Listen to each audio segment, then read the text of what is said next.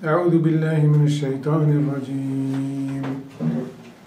وعباد الرحمن الذين يمشون على الأرض هونا وإذا خاطبهم الجاهلون قالوا سلاما والذين يبيتون لربهم سجدا وقياما والذين يقولون ربنا اصرف عنا عذاب جهنم إن عذابها كان غراما إنها ساءت مستقرا ومقاما والذين إذا أنفقوا لم يسرفوا ولم يقتروا وكان بين ذلك قواما والذين لا يدعون مع الله إلها آخر ولا يقتلون النفس التي حرم الله إلا بالحق ولا يزنون ومن يفعل ذلك يلقى أثاما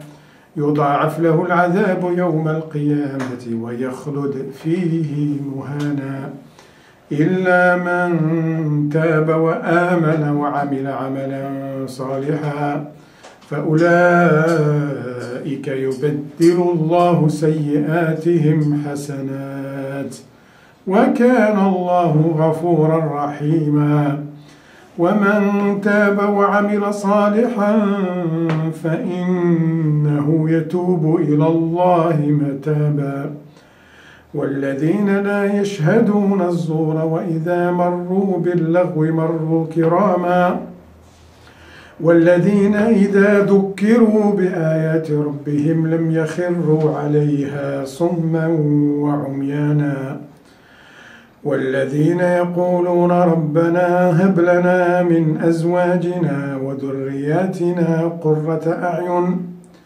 واجعلنا للمتقين إماما أولئك يجزون الغرفة بما صبروا ويلقون فيها تحية وسلاما خالدين فيها حسنت مستقرا ومقاما قل ما يعبأ بكم ربي لولا دعاؤكم فقد كذبتم فسوف يكون لزاما صدق الله العظيم. بسم الله الرحمن الرحيم. الحمد لله رب العالمين وصلى اللهم وسلم وبارك على سيدنا محمد وعلى آله وأصحابه أجمعين.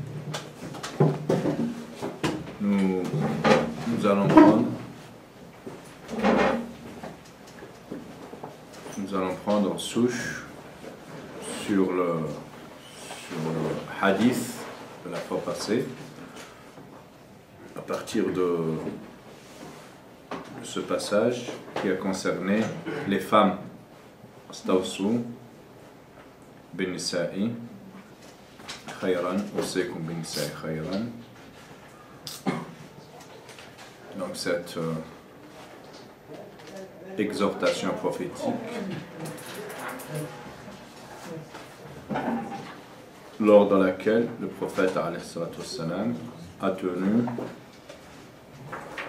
inscrire cette consigne, cette exhortation dans la synthèse finale, dans le récapitulatif final du message islamique, à savoir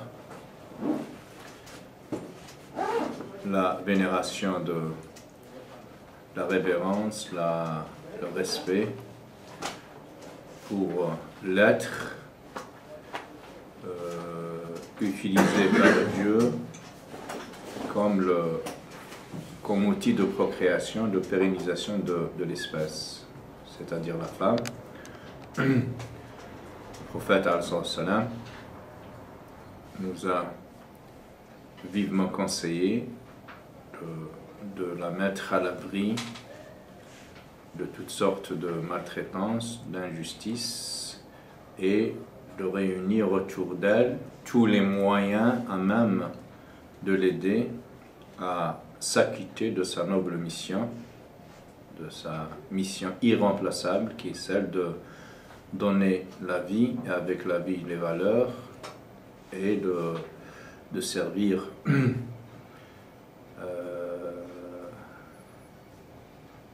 comme employé chez Dieu subhanahu wa ta'ala dans la pérennisation de l'espèce dans un cadre marital, conjugal, propre,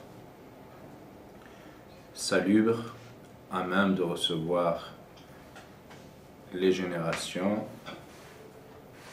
constitutives de l'avenir, du futur de l'humanité.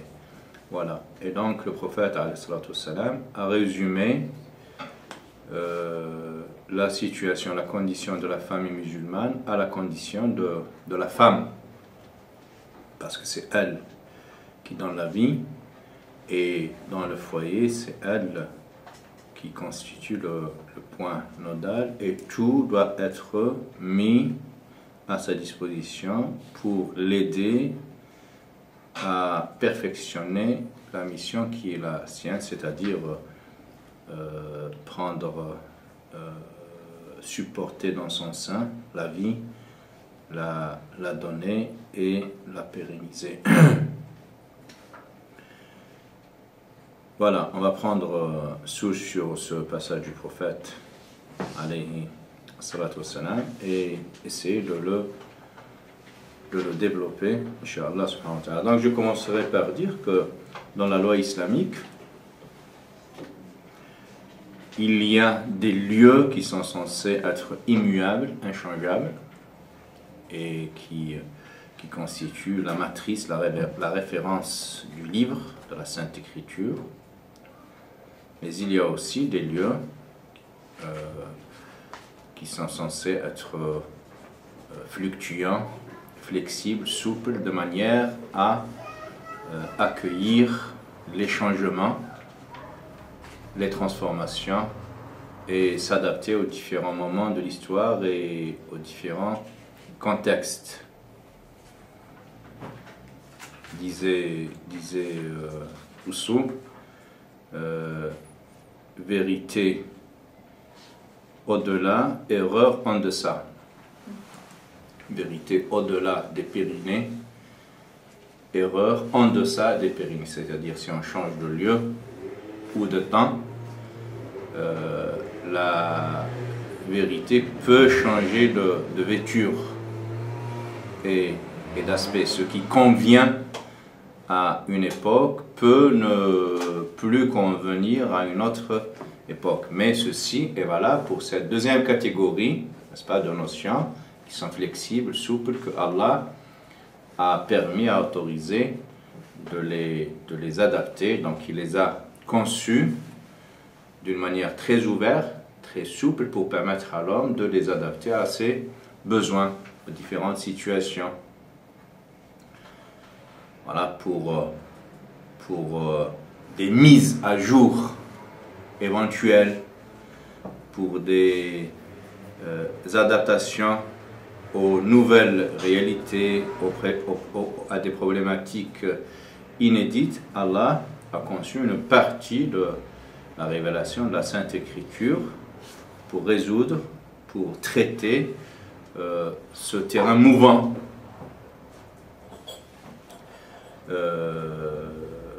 Dans la constitution de l'homme. En revanche, il y a le premier terrain, le premier terreau, si vous voulez, qui est censé être immuable, inchangeable, et de constituer la référence, le repère, l'arbitre à chaque fois qu'il y a divergence, à chaque fois qu'il y a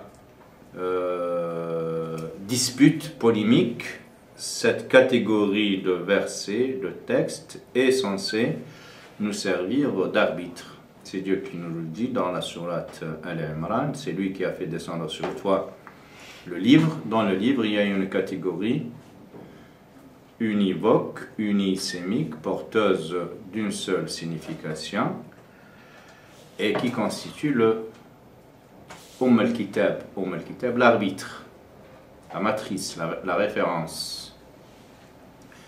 L'instance qui est censée trancher, vider les contentieux à chaque fois qu'il y a divergence pluralité d'interprétations, on sollicite cette première catégorie pour trancher, pour donner le verdict sans appel. Après, il y a la deuxième catégorie, le verset, qui, elle, est ouverte à plusieurs significations, qui est la plus belle. Parce que, autant la première, lorsqu'on s'y meut, se mouvoir, lorsqu'on s'y meut, on est rassuré, on fonctionne sur des sentiers battus, on a l'assurance, n'est-ce pas, d'être sur du béton. C'est comme si quelqu'un est dans un château bien délimité, un très bel édifice, mais fermé, hein, qu'il n'y a pas d'horizon, il n'y a pas matière à alimenter l'imagination, l'ijtihad, n'est-ce pas? C'est beau, mais c'est une belle prison, on va dire, parce que c'est très limité, ça rassure, mais ça ne donne pas d'autre perspective, sinon que de cueillir le sens immédiat, n'est-ce pas? Alors, en revanche, il y a la deuxième catégorie qui, elle, est poreuse, elle a des pores, elle n'est pas étanche, n'est-ce pas? Elle est perméable, elle favorise, elle est souple, flexible, et elle n'offre pas un sens immédiat, n'est-ce pas? Elle s'ouvre à plusieurs interprétations, plusieurs possibilités de signification en fonction d'un nombre infini de paramètres. C'est l'œuvre ouverte, c'est Dieu qui invite l'homme à coproduire avec lui, avec Allah, à coproduire le sens. Donc l'homme est invité par Dieu à participer à cette coproduction du sens. Et si Dieu permet à l'homme d'être un coproducteur du sens, c'est quelque part qui lui fait confiance, parce que en lui, Dieu a déposé dans son fort intérieur une autre révélation, n'est-ce pas? Imprimée, bien gravée en lui, une lumière qui ne s'éclipse jamais. Donc on peut la voiler, l'envelopper, mais elle est là, et au gré de nos moments de conscience, elle fait acte de présence et elle nous rappelle nos tares, nos travers, nos écarts, nos éloignements. Voilà. Et donc, quand Allah nous invite à coproduire du sens, d'être des partenaires avec lui, Allah subhanahu wa ta'ala, c'est quelque part qu'il nous fait confiance, et qu'il fait confiance en cette révélation innée, introduite, imprimée, gravée en nous-mêmes. Et ce sens, justement, il jaillit au gré de l'évolution de l'homme, de sa progression, de l'évolution des contextes, des paradigmes, des différents moments de l'histoire des sciences. Et c'est à cela que Dieu subhanahu wa ta'ala fait allusion quand il nous dit سَنُرِيهِمْ آيَاتِنَا فِي الْآفَاقِ وَفِي أَنفُسِهِمْ حَتَّى يَتَبَيَّنَ لَهُمْ أَنَّهُ الْحَقِّ. Le verset Hassani. Bien sûr, qu'il y a plusieurs. Non, celui-là c'est un seul. Nous leur montrerons, nous leur ferons voir nos signes, nos marques en eux-mêmes et dans les horizons qui les entourent, les horizons environnants. Donc nous leur montrerons nos signes, nos preuves, nos marques de majesté, de grandeur autour d'eux, dans les horizons les plus lointains qui les environnent, en eux-mêmes, jusqu'à ce que la vérité se dévoile éclatante à leurs yeux. حَتَّى يَتَبَيَّنَ لَهُمْ أَنَّهُ الْحَقِّ. Mais, encore une fois, al-haq, la vérité, ne change pas.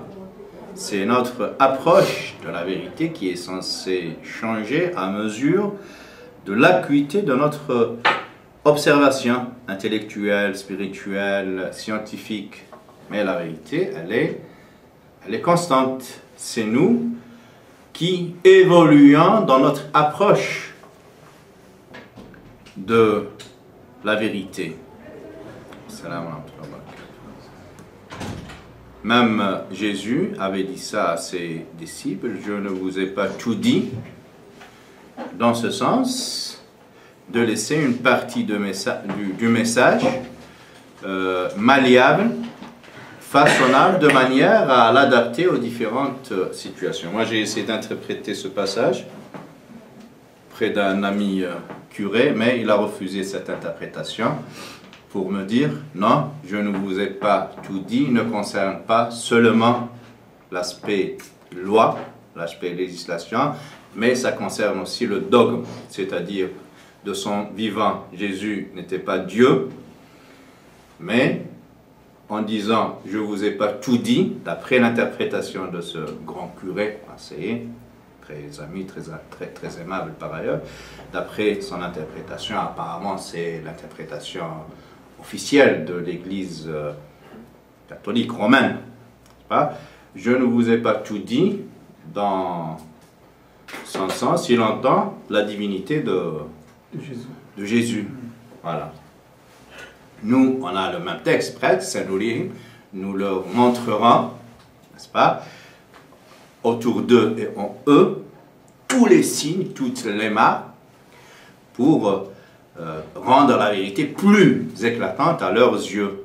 Voilà, la vérité de l'unicité d'Allah, de sa grandeur, de sa majesté. Jamais Allah ne nous renvoie à nos intelligences, à nos lumières toutes limitées pour trancher sur des valeurs centrales. Les valeurs centrales, on a dit, c'est Allah qui les a traitées dans cette première catégorie.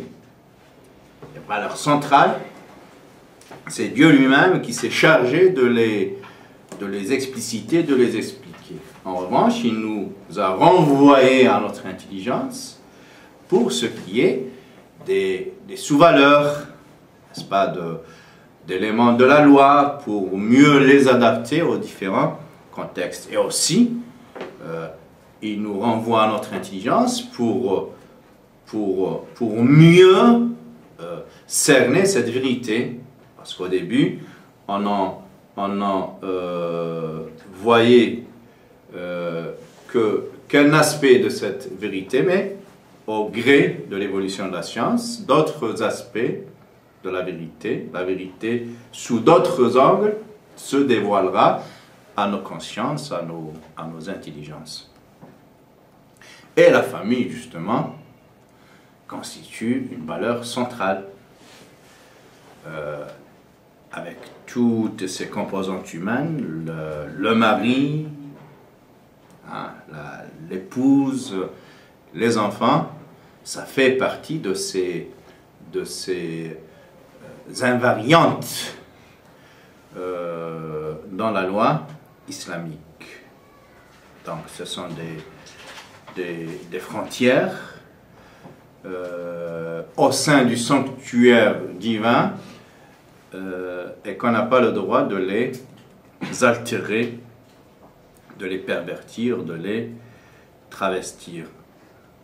On peut les approcher pour mieux les servir et pour mieux réaliser les desseins augustes d'Allah, les visées supérieures d'Allah, subhanahu wa ta'ala, escomptées à travers cette institution maritale avec toutes ses composantes.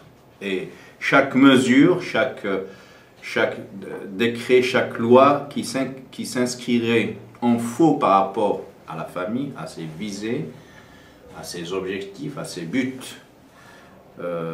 essentiels, cette loi est caduque et nulle et non avenue, elle est invalide dans la mesure où elle s'inscrit dans l'incompatibilité avec la vérité pérenne, voilà, que Allah subhanahu wa ta'ala a gravé en nous et sur la base de laquelle il a révélé ses écritures subhanahu wa ta'ala. Aussi l'idée de mettre en compétition les deux composants humains de la famille, l'homme et la femme, les mettre en compétition et pas en complémentarité, s'inscrit aussi en faux par rapport à cette visée coranique. Allah subhanahu wa ta'ala nous dit وَمِنْ آيَاتِهِ أَنْ خَلَقَ لَكُم مِّنْ أَنفُسِكُمْ أَزْوَاجًا لِتَسْكُنُوا إِلَيْهَا وَجَعَلَ بَيْنَكُمْ مَوَدَّةً وَرَحْمَةً إِنَّ فِي ذَلِكَ لَآيَاتٍ لِقَوْمٍ يَتَفَكَّرُونَ. Et parmi les marques, les indices, les preuves de sa majesté, de sa gloire, de sa grandeur, de Dieu, le fait qu'il vous ait créé et à votre image vos partenaires de l'autre sexe, les femmes, et il a établi entre vous, pas une concurrence, pas une rivalité, pas une compétition, pas un rapport de force fluctuant tantôt du côté de la femme, tantôt du côté de l'homme, tantôt du côté du patriarcat, tantôt du côté du matriarcat, n'est-ce pas? Non? Allah a voulu que l'un et l'autre de cette équation familiale, de cette relation sacrée, s'inscrivent dans la complémentarité, dans la sérénité, dans la quiétude, dans la tranquillité, dans l'harmonie. Les taskunu sakan, sakina, c'est la tranquillité. On dit sukna, la maison. Pourquoi? Parce qu'il y a eu en fait un transfert de valeur entre cette paix qui est censée régner entre les époux et le lieu, le gîte qui est censé abriter, accueillir cette paix maritale, n'est-ce pas? Ja'ala lakum min buyutikum sakana. C'est lui qui a fait d'une partie de vos demeures, de vos maisons, des havres de paix, des lieux de tranquillité, des hauts lieux de sérénité, n'est-ce pas? Donc l'appartement a mérité cette appellation de sakan, de sukna, par rapport à cette valeur. Parce que là où il n'y a pas harmonie, là où il n'y a pas tranquillité, concertation, ça ne mérite pas d'être qualifié de sakan, mais plutôt de ring, ou de ring de boxe, ou voilà, mais sinon, la relation qui doit présider entre les deux époux, c'est cette sakina, et il y va justement du bien-être, du développement psychologique, mental, équilibré de l'enfance, parce que la famille, justement, est porteuse, la famille est un ventre, donc la femme, dans son ventre, elle abrite le futur de l'humanité. C'est elle qui fournit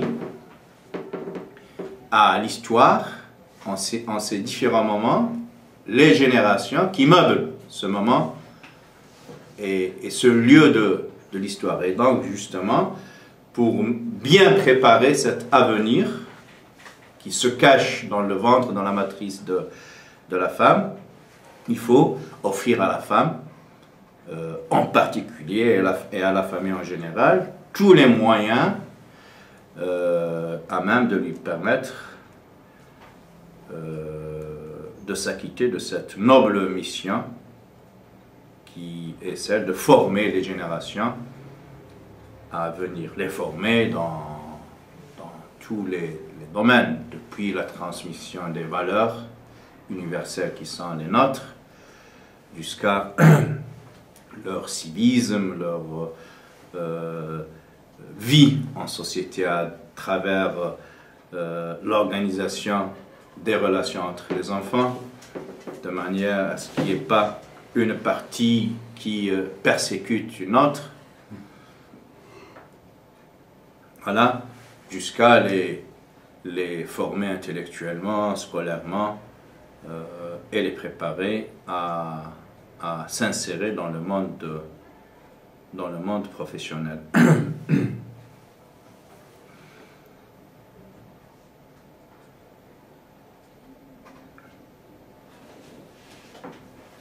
Et dans le Coran, on trouve partout justement des versets qui mettent l'accent sur la nécessité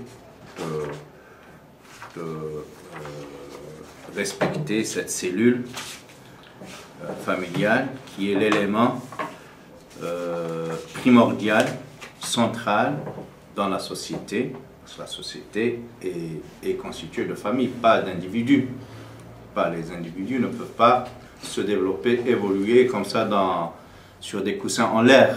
Ils ont ils ont besoin de cette assise familiale, de cette ambiance, n'est-ce pas, qui les alimente, qui les nourrit et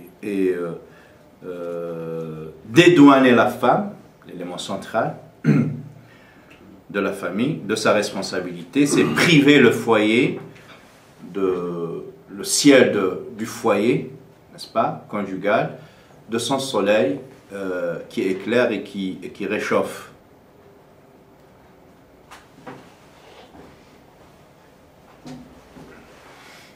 Dans les versets que le Hassani vient de réciter, il y a ce passage magnifique. Rabbana hablana min azwajina wa dhurriyatina qurrata a'yun waj'alna lil muttaqina imama.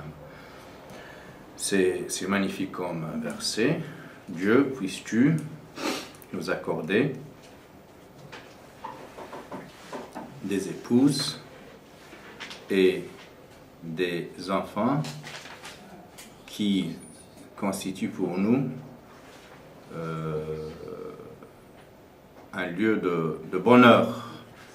Et la tournure coranique, elle est magnifique en ceci, qu'elle utilise qurrata a'yun, parce que généralement, l'homme, avec grand H, quand au gré de ses besoins, il a des envies, et à chaque fois qu'il satisfait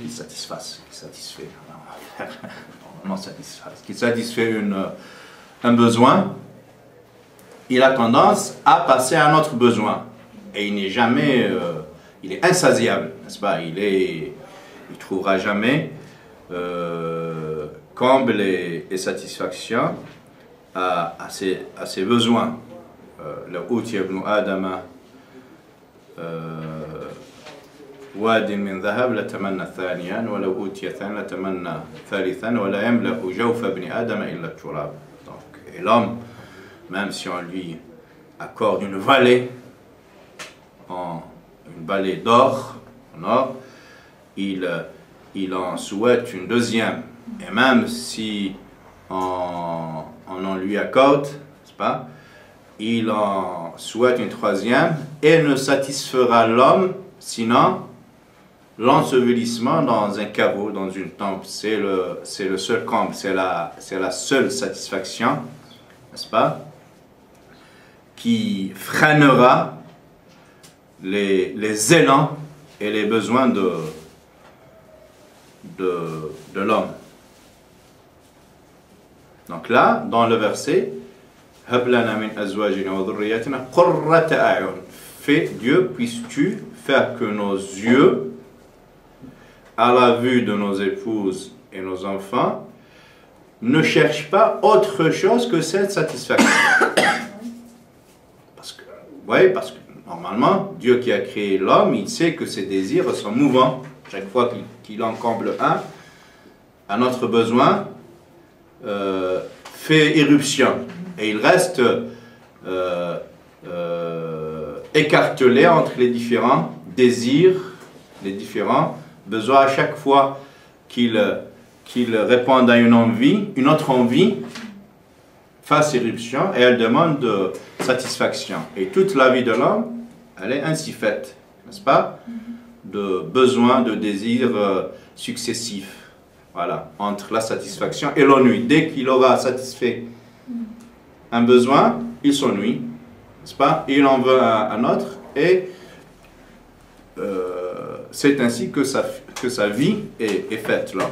Mais là, Allah nous dit, si l'homme, avant de passer dans pas mal de versets, rappelle-moi Hassanim, c'est verset La tamuddanna aynayka ila ma matta'na bihi azwajan minhum zahratal hayati dunya. Parce que l'homme, voilà, l'homme, il a tendance à tendre les yeux, toujours les orienter vers le haut, à chercher le hit parade des grosses fortunes, les gens qui ont fait raccourci à la fortune, à la gloire, les grands footballeurs, les grands chanteurs et chanteuses, les grands acteurs, n'est-ce pas? Alors, il a tendance à se mesurer à ces grosses pointures, et du coup, il n'est jamais satisfait, parce que, à trop vouloir se mesurer à l'étoile, on se sent toujours voilà, très bas.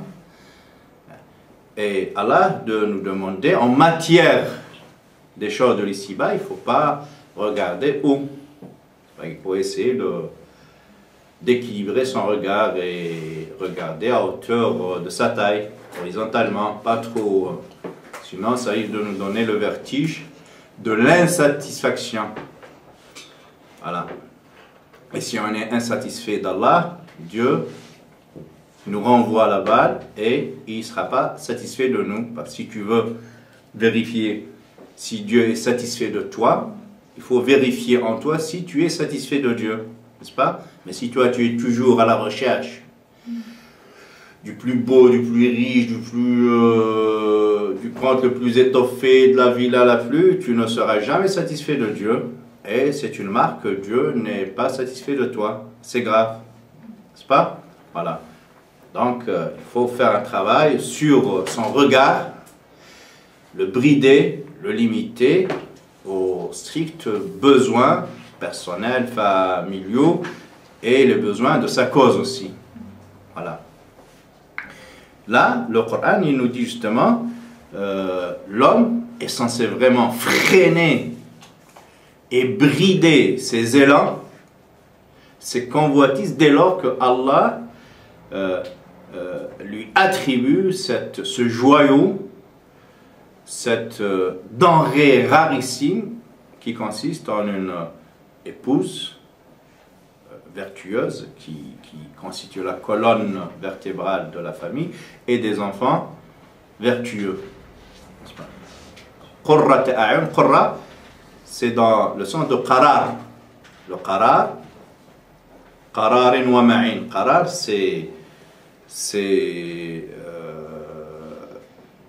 l'équilibre, n'est-ce pas? C'est le fait de ne pas pouvoir bouger une chose tellement elle est bien équilibrée, elle est inébranlable, on ne peut pas la secouer. Et donc, tes yeux sont censés ne pas bouger, n'est-ce pas? De fixer, de scotcher cette donation divine qui est en fait inégalable. Qurrat a'yun.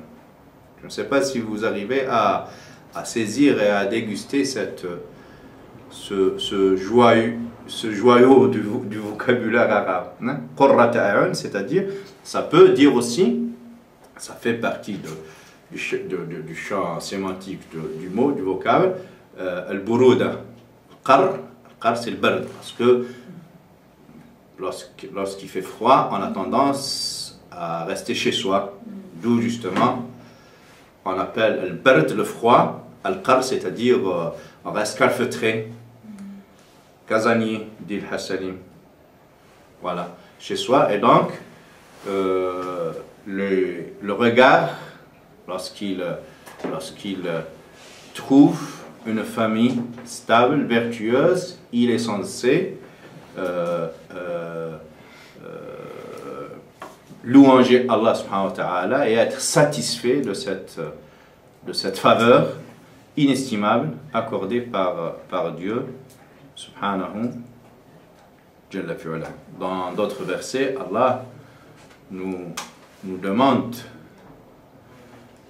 de protéger nos familles, de les mettre à l'abri de toutes sortes de pollutions, d'égarement, d'éloignement du rôle assigné à cette famille, qui est le rôle d'éduquer les enfants et de les préparer à assumer la mission qui est la leur. Qu anfusakum wa ahlikum naran wa quduha an-nas wal hijara. Protégez-vous, cherchez refuge, protection pour vous, pour vos familles, épouses et enfants, contre un feu dans la matière comestible et les gens et les pierres. Voilà, donc Allah subhanahu wa ta'ala dans ces versets ainsi que son prophète Muhammad alayhi salam ont élevé la famille au degré des valeurs centrales et l'ont mise cette famille à l'abri de tout renouvellement, de tout esprit de renouveau qui ne prolonge pas la famille dans l'accomplissement de sa mission. Toute mesure qui éloigne la famille d'assumer son rôle de formation des enfants, formation spirituelle, intellectuelle, citoyenne, ce sont des mesures à condamner et contre lesquelles il faut résister, parce que ça fait partie de ces invariables qu'on est censé protéger et conserver.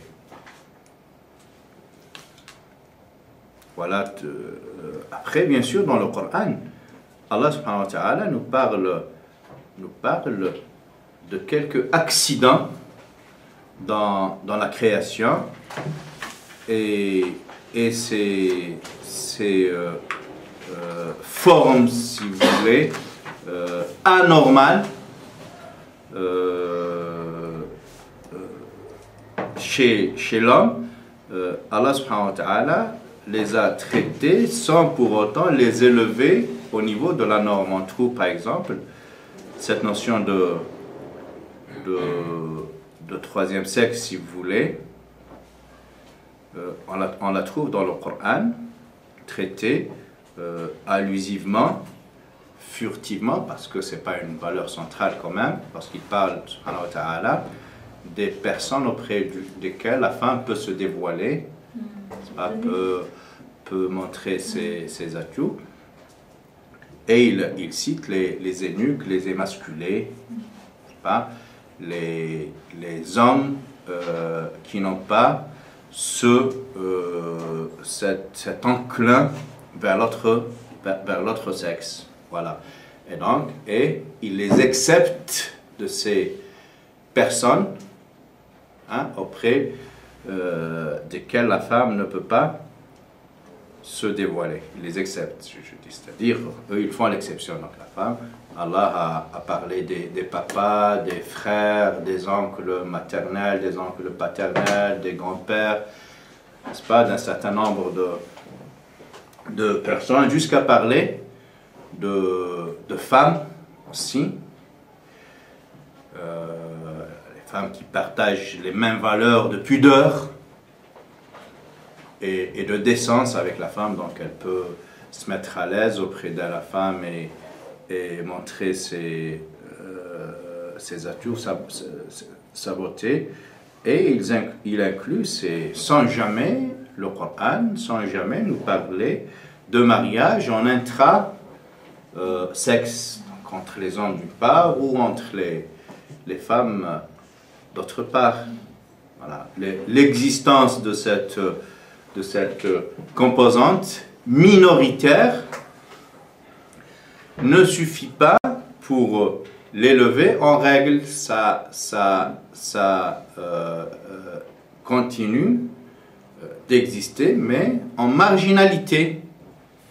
Et l'exception, elle est là pour confirmer la règle et jamais pour se substituer à la règle, n'est-ce pas? Dans tous les domaines, dans tous les secteurs, il y a des exceptions, et les exceptions sont là pour confirmer la règle et jamais pour s'y substituer. Voilà. Et donc le fait de l'existence de cette catégorie d'hommes et de femmes qui doivent être respectés, protégés contre toutes sortes d'injustices, de persécutions, mais ça ne donne jamais le droit de constituer des familles contre-naturelles, des familles homosexuelles, n'est-ce pas? Et encore moins leur donner la possibilité d'adopter des enfants. C'est une autre perversion, si vous voulez, qui est la conséquence de la première perversité.